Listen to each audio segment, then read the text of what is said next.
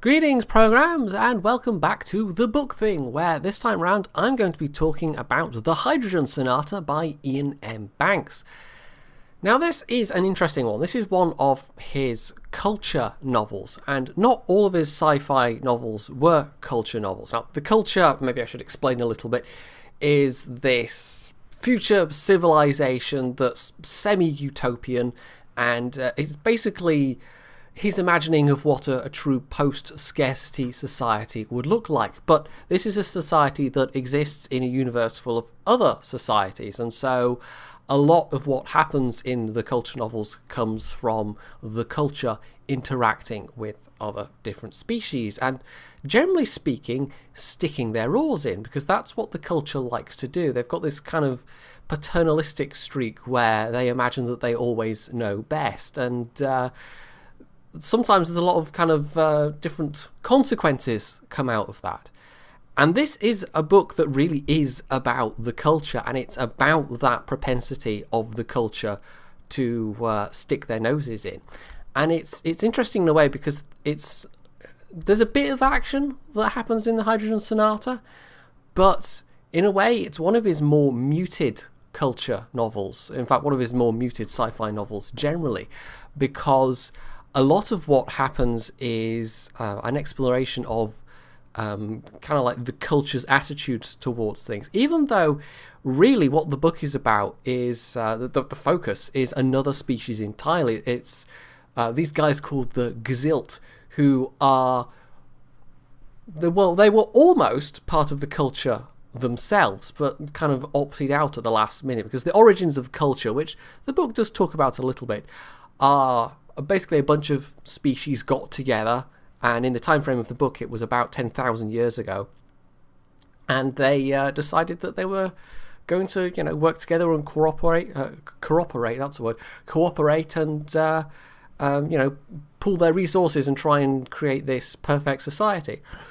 So even though it's about the Gzilt, it is really about the culture when it comes down to it, because what is happening, I mean, the main thrust of the plot, and it kind of shapes how the book, how it's structured, because what's happening is the entire book is counting down towards something, because these guys, the Gzilt, are going to do what's called subliming, and it basically means like ascending to a higher plane of existence. Think Stargate. I think that's a thing that was a thing in Stargate, but basically in the universe of the culture, this is a thing that civilizations can do if they get to a certain point of development or age or whatever. They just decide to retire almost to this higher plane of existence, and that's exactly what these fellow travelers of the culture are doing, the Gzilt. But some stuff happens, and I won't really talk too much in detail about the plot, but it kind of involves there's a bit of religion involved, and there's a bit of the history of the culture and the Gzilt involved.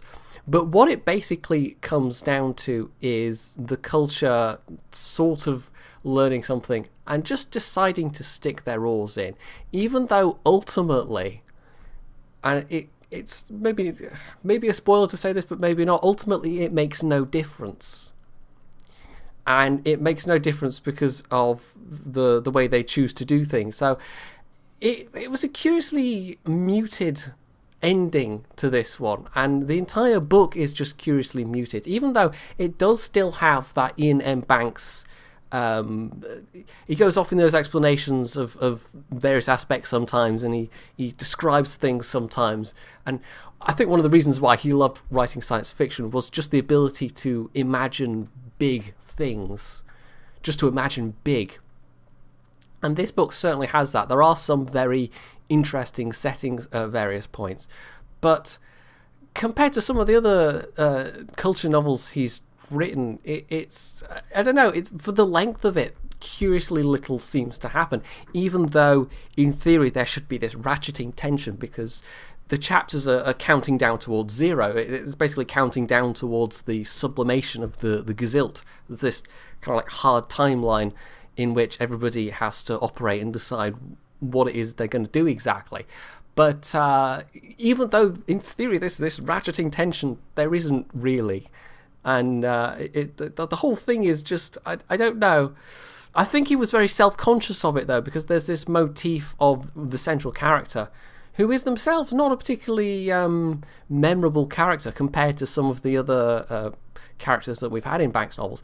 But she's got this kind of like life goal, because everybody in the Gazilt, I mean, they're aware the sublimation's coming. They've chosen to do this, and various of them have decided to try and accomplish, a thing before it happens. And the main character's thing is to try and play a notoriously difficult musical piece called the Hydrogen Sonata, and that's where the novel title comes from. But it involves this hideously complicated instrument that basically requires 4 arms to play properly. So she's actually had herself modified so she has an extra set of arms so she can play this hideously complicated instrument, which she doesn't even really enjoy. And the piece of music is like, it goes into detail about it, like it's considered to be actually quite difficult and not particularly pleasant to listen to, and the reason why people play it and listen to it is because it's it's challenging, it's difficult. Well, she sets herself this as a goal, fully aware of the fact that she's not really enjoying it, and that she doesn't really enjoy the instrument, and she kind of has this sense of, well, why am I doing this? It's a bit futile. And I think that is quite deliberate. That sets up as an allegory for the rest of what happens in the book. So it's not really like a lot of his other culture novels in that way. A lot of them are much more straightforward adventures, and this one's more kind of self-conscious about what kind of message it's trying to convey, what it's trying to say about the culture. Because it does come back to that. It is a book about who the culture is, what their identity is. So if I was going to recommend a culture novel for somebody to start with, it would not be this one. This is definitely one for somebody, if you've never read an Iain M. Banks culture novel before, you would have to read probably most of them before you got to reading this one, because as a book in of itself, as an adventure, it's not the most interesting one. But as a book about the culture, it is quite interesting. But you need to have that build-up of having read all the other novels about the culture and knowing about the culture and maybe sort of trying to understand the nuance that Banks was trying to bring out. But for a lot of people, that's just going to go over their heads. Now, there was actually a suggestion last time that I read out a bit or something, a passage to try and maybe give some sense of what the writing is like. So I've chosen a bit where he's basically describing one of the locations, and it typically just takes like a page and a half, 2 pages, so I don't know how long this is going to take to read out, but we'll give it a go. So this is one of the principal locations. We come back to this place several times, but it's one of his more interesting ones as well, in that a lot of the big places he imagines, they're usually fairly populated, but this one's kind of deliberately not so, at least not in the span of the book. Anyway, as far as anyone could tell, the girdle city of Zaun had been built by the long-sublimed Werpesh simply because they could. Nearly 30,000 kilometres long, the structure formed a single vast bracelet around the equator of the world.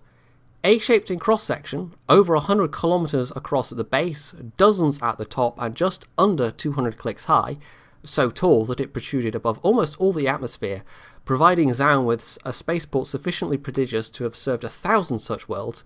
The girdle city was a single colossal barricade, an everywhere pierced wall, halving the planet. Even building on this extraordinary scale, there were touches of elegance to its design. Because Zaun was a planet with little wobble, and the girdle city straddled the equator, it effectively sat between the narrow tropic lines, only ever casting a shadow on lower parts of itself, never on the planet's surface. And it could easily have been bigger. As a non-gravitationally constrained self-supporting artifact, or colloquially, just an NG, which sort of stood for neutral gravity structure, It was formed from a mix of ordinary and exotic materials that meant only a tiny fraction of its mass actually imposed itself as weight upon either its own lower reaches or on the crust of the planet beneath. Had they wanted, the Werpesh could have arranged it so that where the mighty structure's foundations met Zaun's bedrock, they exerted a gentle upward pull rather than a modest load. Artifacts constructed using this sort of technology could be extended indefinitely with no sort of... I've lost my place there. With no annoying tendency to collapse in on themselves. Most such structures were in space, and some were much bigger. The Girdle City had the additional problem of needing to keep its structural elements tuned for their precise place within the slope of the planet's gravity well, but this had proved trivial. Even so, while nearly weightless, the artifact still had colossal mass, and its effect on Zaun's total angular momentum had been to slow down the planet's rotation by nearly a second a year.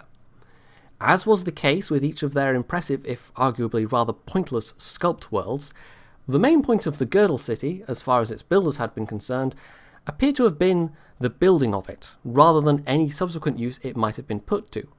The Werpesh, famously secretive and opaquely motivated, had never chosen to elaborate on their reasons for constructing it.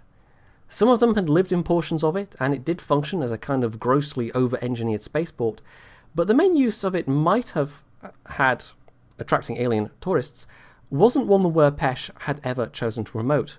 Most of the time, before the Werpesh finally did the decent thing and sublimed, the sparsely populated, barely used Girdle City had just sort of sat there. The Gazilt had made better use of it, but even then, in nearly 11,000 years of custodianship, they had never even come close to filling it entirely, and rarely ventured into these sections above the level where there was a natural atmosphere to breathe, leaving over 90% of it empty of life. Space habitats, for all their even greater intrinsic artificiality, were capable of providing far more agreeable, pleasantly rural, less brutally industrial-feeling places in which to live. Still, the Girdle City had contained many billions, and even now still contained hundreds of millions of Gazilt. And in a sense, of course, it still contained those billions, except the vast majority of them were stored, existing in a state of suspended animation, waiting their pre-waking just before the instigation that would itself lead to their new life in the sublime. There had always been open tunnels within the Girdle City, routes, some never less than 0.5 kilometre in diameter, within the length of it that stretched throughout its fretwork of vast tubes, girders, walls and components, both structural and habitative, to provide a kind of large-scale transport network for airships. The great dirigibles had plied the vast tunnels for millennia, carrying people and occasionally goods, even though there were many faster, more efficient systems built into the Girdle City. Airship travel was seen as romantic. Now, as far as was known, there was only one airship still making its way through the structure, and it was home to the last party. So, there you go. That was like 2 pages just to describe one of the principal settings of the book, and that's one of the things I love about Banks is his sense of location, the kind of settings that he would come up with. And this book is really no different in that regard. Although, apart from the Girdle City, and I think one other particular location, again, it was curiously muted in a lot of ways. A lot of the action in this, when it's not there, and there's 1 or 2 other locations that get described, but a lot of what's written takes place on various different ships, which are much smaller. Well, I say smaller, some of the culture ships are ridiculously big, but in this case, smaller ships. And it's all just, I don't know, it's a curious book in a lot of ways, but it's not, like I've said, I think that it was entirely deliberate. Banks set out to write this book, and if you're a fan of the culture, I think it could best be described as an interesting book. But as to whether it's one of his more fun or exciting or just plain interesting ones, I think that one's more debatable. That one comes down to personal preference. So I've still got one other book on the go at the moment. I'm still reading David Copperfield by Charles Dickens. I am debating whether to start something else while I continue to read David Copperfield, because that one's going to take a while. I may pick something shorter to read alongside that. But it was interesting coming back to this, because I've not read the Hydrogen Sonata for a while. There's some of Banks's novels where I've read them maybe half a dozen times or more. This is one I'd only read maybe twice previously, and it's been a good couple of years since I read it. So it was interesting coming back to it and rediscovering it in a way.